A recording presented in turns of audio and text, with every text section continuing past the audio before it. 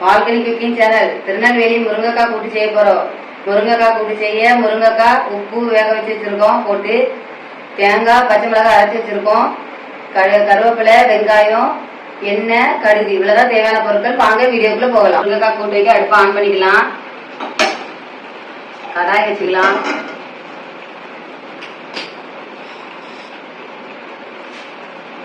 கடாய் கொஞ்சம் சூடியா இருக்கட்டும். எண்ணெய் ஊற்றிக்கலாம்.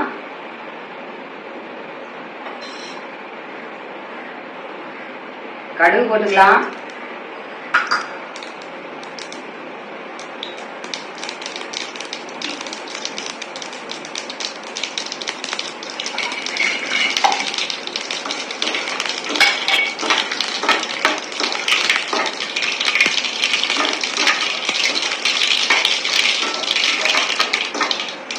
கருவேப்பிலை போட்டுக்கலாம். வேக வச்சு முருங்கைக்காய் போட்டுக்கலாம்.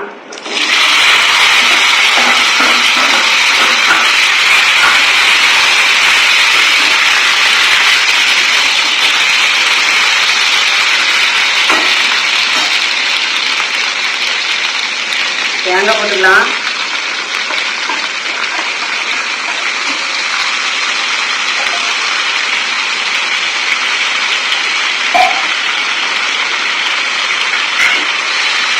கிண்டிக்கலாம்.